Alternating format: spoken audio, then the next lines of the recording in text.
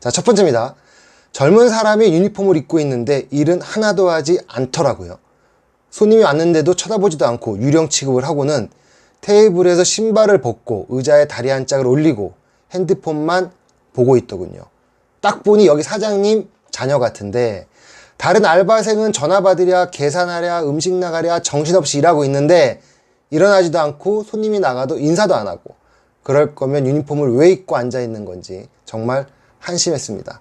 차라리 유니폼을 벗고 있으면 직원인지 가족인지 손님은 몰라서 그나마 다행일 텐데 유니폼을 입고서 저러니 더 꼴보기 싫었다는 거예요.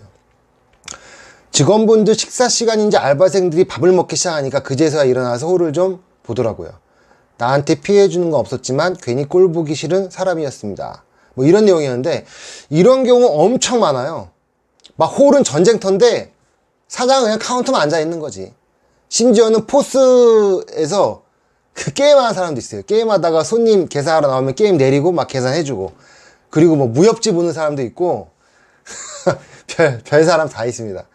이런 말이 있어요. 물론 뭐 자기 가게 자기가 하는 거니까 뭐라 하지 않겠지만 옛날부터 사장이 날아다녀야 직원이 뛰어다니고 사장이 뛰어다녀야 직원이 걸어다닌다 그랬거든요. 그러니까 무슨 말이냐면 사장이 솔선수범해서 일을 더 찾아해야 직원들도 보고 배운다는 거죠.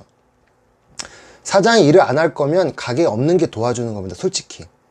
차라리 그냥 나가 있다가 끝날 때 맛있는 거 사갖고 들어와서 맛있는 거 주고 돈 챙겨가고 이게 낫죠. 지금 아까 앞에서 말씀하셨던 그런 사장들의 친척들, 가족들 이런 사람들 괜히 나와가지고 막 잔소리하고 이것저것 지적질하면 일하는 사람들 정말 신경 쓰이거든요. 별로 좋지 않아요.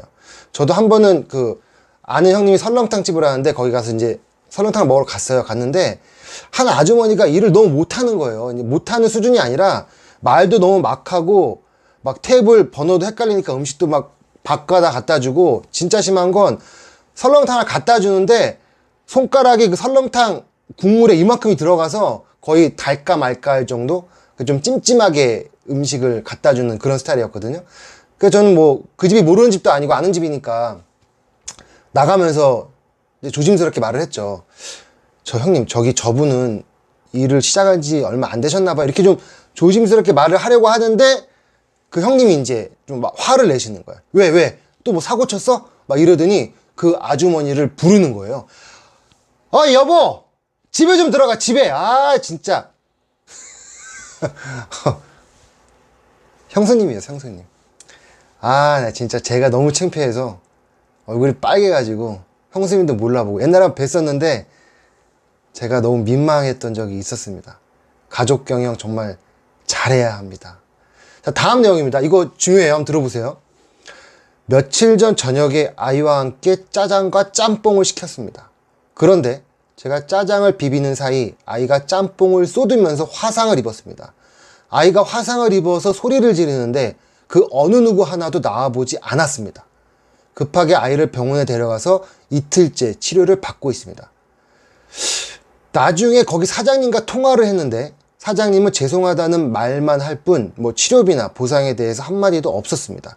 그래서 제가 뜨거운 걸 주면서 조심하라는 안내를 해야지 아무 말도 안 해서 아이가 다친 거 아니냐 라고 약간 따지듯이 말을 하니까, 왜 그걸 가게에서 안내를 해야 하냐, 애 엄마가 애를 잘 봐야지 엄마 탓이지 왜 우리한테 뭐라 그러냐, 이런 식으로 좀 싸납게 말을 했다고 해요. 그래서 전화상으로 한참을 싸우고 너무 화가 나서 법적 대응을 하겠다고 하고 끊었답니다. 그래서 어찌해야 하나요? 하고 저한테 이제 메일로 물어보셨어요. 이거는 제가 이제 비슷한 경험을 해서 확실하게 알고 있습니다. 확실하게. 결론부터 말씀드리면 이거 매장 잘못이 없어요. 짬뽕이 원래 뜨겁잖아요. 상식적으로 뜨거운 음식 나갈 때는 뜨겁다는 말을 할 의무는 없습니다. 스스로 조심해야지. 근데 미국에서는 이런 사례도 있었대요. 스타벅스에서 그 직원이 뜨겁다고 조심하란 말을 안 해서 내가 뒤었다라고 소송 걸어서 이겼던 적도 있는데, 그건 이제 미국 같은 희한한 나라 이야기고 우리나라에서는 그게 이제 의무는 아니라고 해요.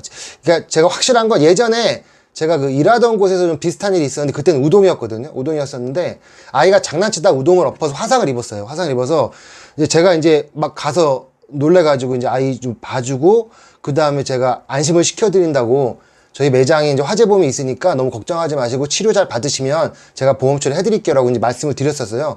그리고 이제 보험사 연락해갖고 접수하고 그 보험사 직원이 그 손님이랑 통화를 했겠죠. 했는데 보험 처리가 안 된다는 거예요. 그러니까 알고 보니까 매장 직원의 실수나 가게의 어떤 기물에 의해 다쳤을 경우에는 그 매장 내 들었던 화재보험 처리가 되는데, 손님 실수로 다친 경우에는 매장에 가입했던 보험이 적용이 안 된다는 겁니다.